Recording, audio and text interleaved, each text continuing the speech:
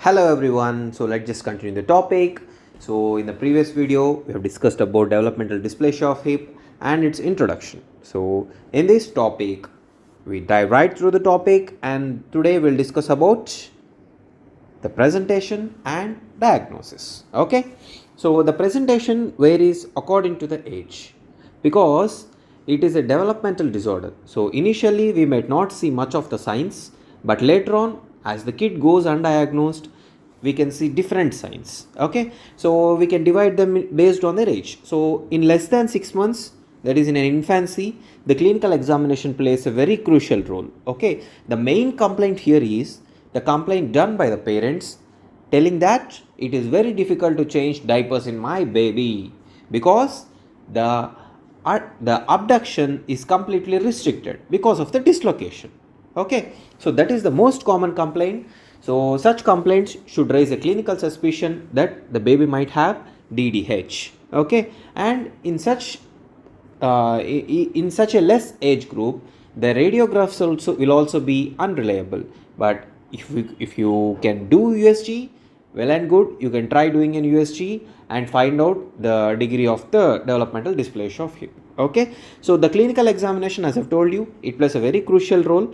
So the clinical tests that can be used here are Barlow's and Otto-Lannis test.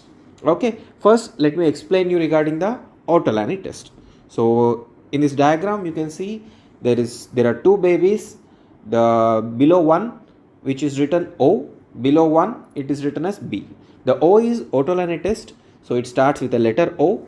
So what this test does is out to in. That means it relocates the dislocation. Okay, that is how this test is done. So first let us discuss how this test is done in bilateral case and also in a unilateral case. Okay, so in a unilateral case, the affected hip will be held by the examiner with thumb and index and middle finger. Okay, the thumb will be on the medial side of the hip and the both fingers will be on the lateral side of the hip toward at the greater trochanter. Okay, the knee will be at 90 degrees of flexion and hip will be at 90 degrees of flexion. Baby will be lying flat on the couch and baby must be pacified before doing this test and baby should be calm. Okay, the other hand will start to stabilize the pelvis.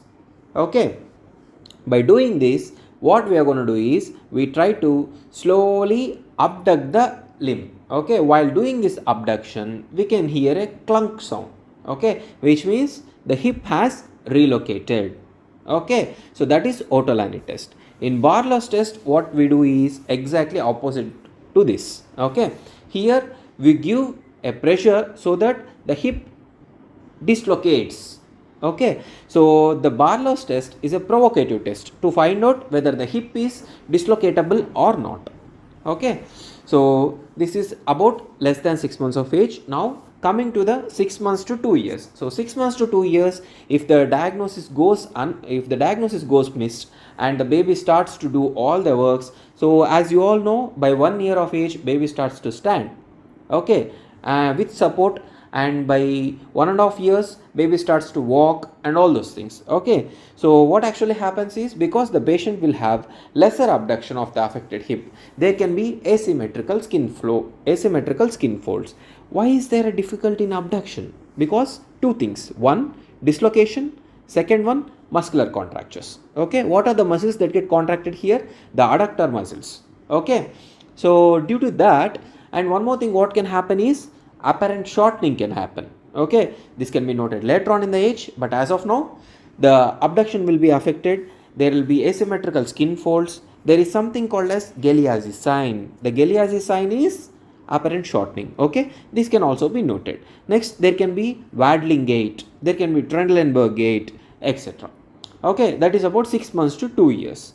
So later on, in order to diagnose these conditions, okay, USG was found to be a very good screening test. So what are the recommendations to do USG?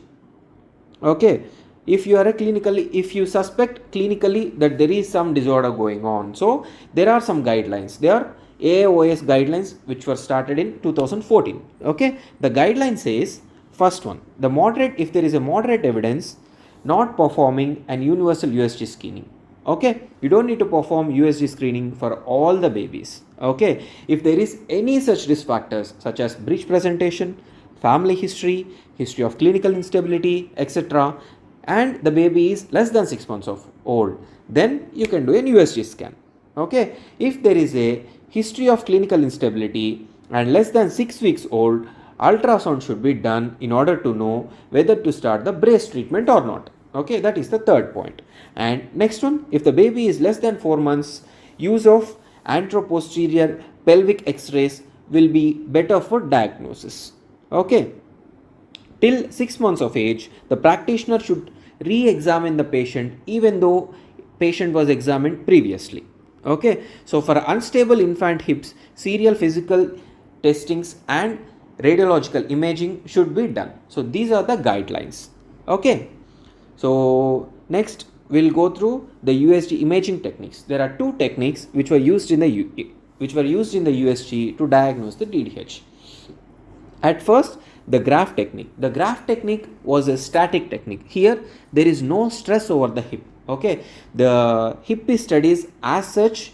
It is present in the body. So it gives mainly regarding about the anatomical details present within the hip. Okay, than that of the instability. So the graph suggested two angles based on which he has classified different types of dislocations that are seen. Okay, so here he has told about two angles. Those two angles are alpha and beta angle. So when seen from the top, as I've shown in the figure, the round part is the femoral head, the upper part is the cartilaginous part of the acetabulum, the lower part is the bony acetabulum. Okay, and this part on the left side, the straight part, that is the ilium. Okay, so a straight line drawn from the ilium and a tangential line drawn from the tips of the both bony and cartilaginous points. Okay, so these three intersect at one point. Okay, so the angle formed by the baseline is line drawn from the ilium to that of the bony line. Okay, that is bony acetabular line, that is the alpha angle. The other angle is the beta angle. Okay, so later on what Graf and Harke and Clarke have done. Harke and Clarke method is, it is a dynamic method. Okay, in this dynamic method there is a pressure over the hip joint. So here the hip joint is assessed dynamically. The movements of the hip joint can be noted in this type of method. Okay, the hip is relocated and dislocated. Okay, so and based on that the hip is assessed. Okay, later on what they have done, they have combined both their knowledge and they have created something called as DSME. It has both the qualities of Graf method and Harke and Clarke method. Okay, so but what is the gold standard in order to diagnose the developmental dysplasia of hip? So that is orthography. So what actually orthography does is, it tells us about the depth of the acetabulum, it tells us about the thickness of the cartilage and of the femoral head and socket. Okay, it tells about the pulvinar, it tells about the ligamentum teres, it tells about the limbus, etc. So all these things that commonly gets affected within the developmental dysplasia of hip can be easily noted in the orthography. Okay, so what are the common findings that we can see in the orthography? First thing, as there is a limbus, there will be blunting. That is called as rose thorn sign. Okay, next, second thing, the capsule. The capsule, as we've already discussed, the capsule is elongated and thickened along with the ligamentum teres and also iliopsoas tendon, etc. There will be hourglass constriction. Next, there will be pulling of the dye, that is more than 7 mm, where the dye will be pulling over the medial side. Okay, medial pulling. So next thing is, there will be a filling defect in the floor of the acetabulum. Why? Because there is a neolimbus and pulvinar. Okay, due to those two things, there will be a filling defect. Next, the second thing is space filling defect due to hypertrophied ligamentum teres also. Okay, as the ligamentum teres becomes longer and thicker, there will be a space filling defect. Okay, so let us stop our video here. In the next video, we'll talk about management. Kindly like, share and subscribe. Thank you. Hello everyone. So let's just continue the topic. So